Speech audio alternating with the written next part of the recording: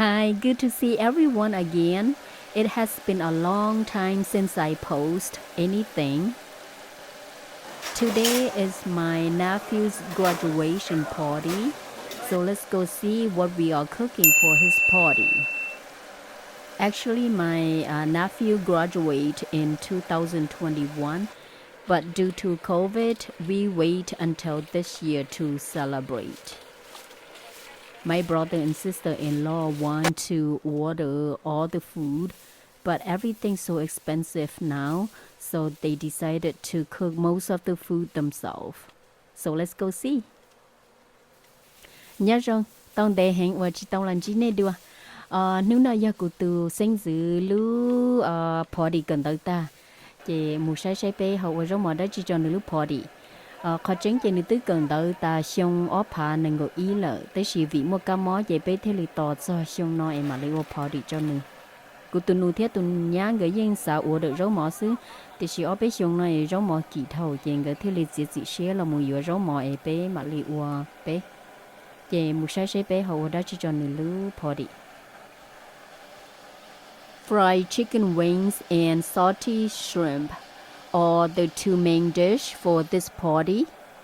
So keep watching and I show you tips how to cook your shrimp so they are crispy outside and juicy inside. Ký công ty cái thế ký chư do họ giống mọi trình chén cho lúc party là nó về sai môn gì cả ta nó sai ở vô ký li chạy cho chư thế li cá ghi thế chỉ khóa.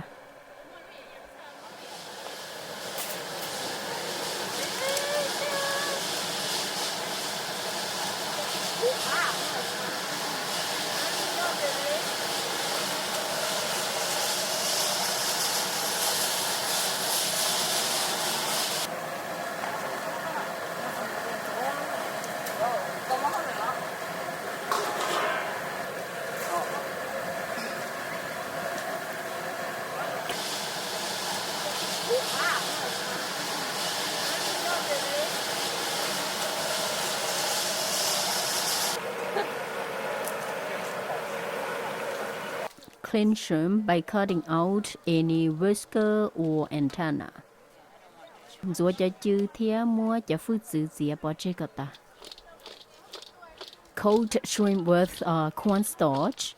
Do a small batch at a time. Phong cho cornstarch nó cho chư. Vậy phong khó mê rủ nữa. Em nữ thế liền phong tao rồi.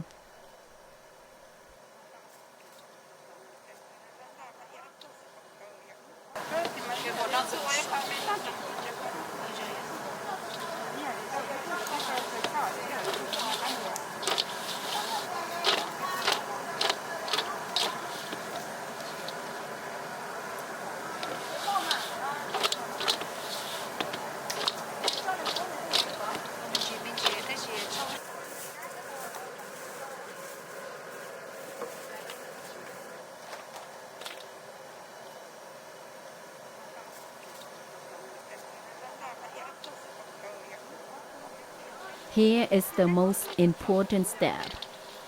Making sure the oil is the hottest before each fry.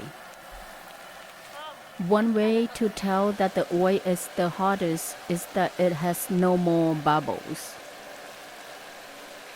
So the goal is to cook the shrimp in the shortest time so they are crispy outside and juicy inside. If we fry too long, the shrimp will become dry and hard. This is real time, and it only takes 60 to 70 seconds to fry this batch.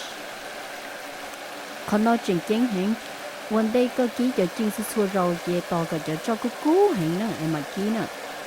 Yếu khẩu ở bé bó để cho cô cú nó chỉ cho bé chỉ bỏ mình ôm buồn này nhở.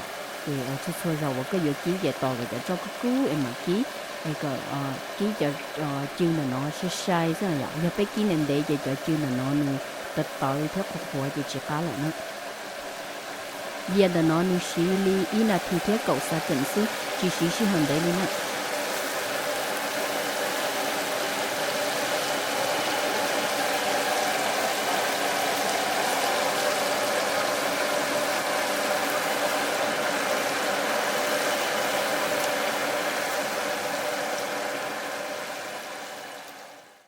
seasoned and is ready to serve.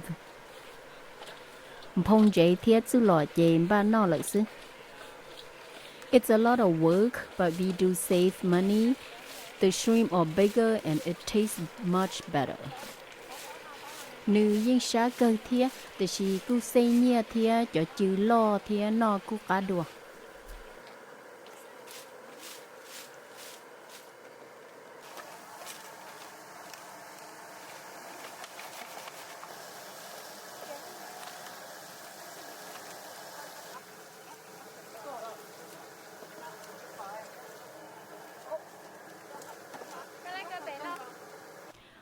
Overall, we save about $100 a tray. Mua hay là mua chế ít tài nó bé safely ít bùa đâu là.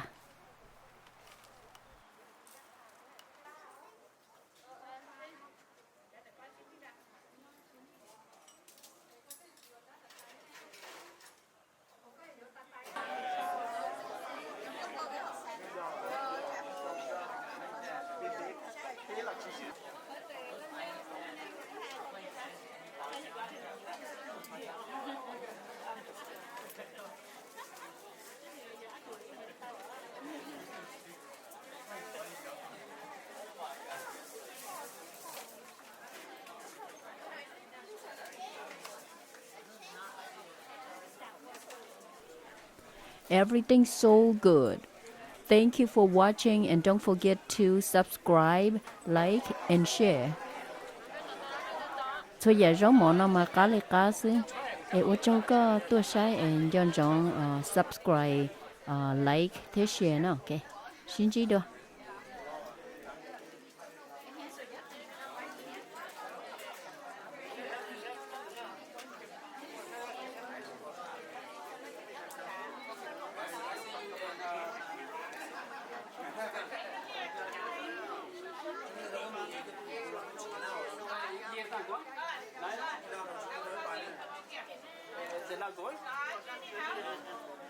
It's fine. Yeah.